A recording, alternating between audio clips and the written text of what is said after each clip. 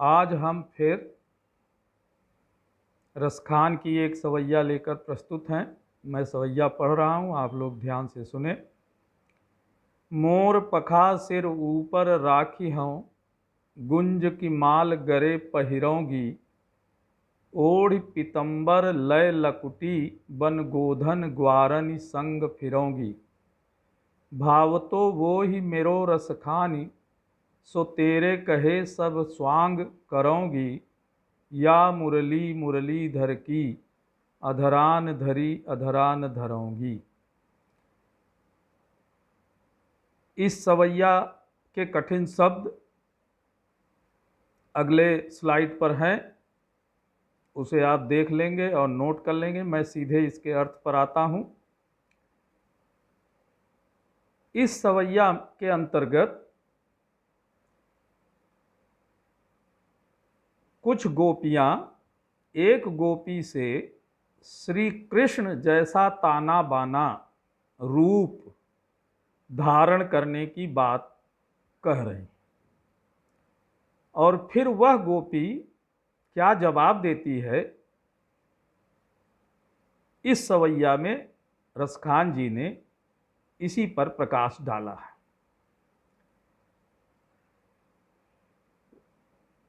कविवर रसखान जी कह रहे हैं उस गोपी के माध्यम से जिसे श्री कृष्ण का ताना बाना रूप धारण करने को कहा गया है, वह कह रही है, मोर पखा सिर ऊपर राखी हूं।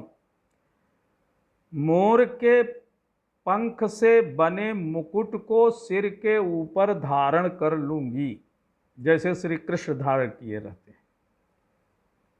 गुंज की माल गरे पहिरोंगी, और श्री कृष्ण जैसे ही गले में मैं गुंज की माला भी पहन लूंगी।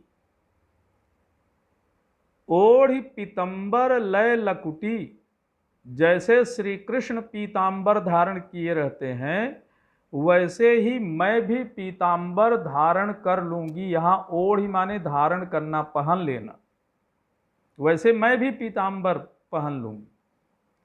लय लकुटी, लाठी लेकर गायों के साथ ग्वाल बालों के संग उन्हें चराने भी चली जाऊंगी। फिरोंगी माने फिरूंगी माने चली जाऊं। भावतो वो ही मेरो रसखान, कविवर रसखान कह रहे हैं वो ही माने श्री कृष्ण। उस श्री कृष्ण को जो अच्छा लगता है, भावतो माने अच्छा लगता है, लुभावना लगना, वह सब स्वांग करने को, अभिनय करने को, नाटक कर, स्वांग माने नाटक, मैं सब तुम सबके कहने पर करने को तैयार हूं। किंतु यह जो मुरली है, यह जो मुरलीधर की मुरली है, मुरलीधर माने श्री कृष्ण, यह जो श्री कृष्ण की मुरली है, जो वह अपने होठों पर धारण किए रहता है, मैं उसे अपने अधरों पर धारण न करूं।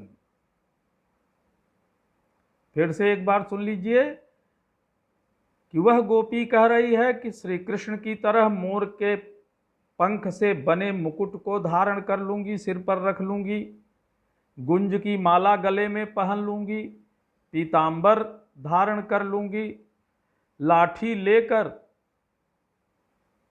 ग्वाल बालों के संग गाय चराने भी चली जाऊंगी।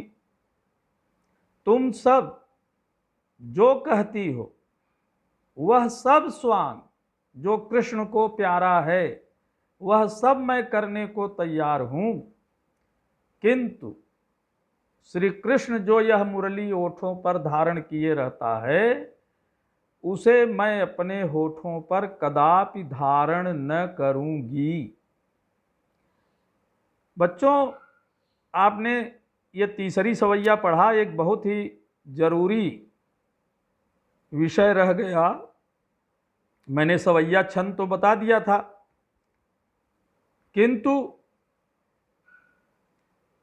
एक कभी कभी प्रश्न आता है काव्य सौंदर्य, शायद इस पाठ में भी पीछे है कि 2 पंक्तियां दी गई हैं, 4 पंक्तियां दी गई हैं, उनके काव्य सौंदर्य लिखो। तो काव्य सौंदर्य के 2 पक्ष होते हैं, एक भाव सौंदर्य, दूसरा शिल्प सौंदर्य। भाव सौंदर्य के अंतर्गत कविता का संक्षिप्त भाव लिखा जाता है जो उसमें खास बातें हैं, और शिल्प सौंदर्य के अंतर्गत आपको भाषा, छंद, रस, अलंकार आदि का उल्लेख करना होता है। यद्यपि आपको अलंकार नहीं पढ़ाया गया है, अभी आपके सिलेबस में है, फिर भी इस सवैया के आखिरी पंक्ति में जो अलंकार सौंदर्य है वह बताना आवश्यक है। अधरान अधरा न शब्द 2 बार आया है।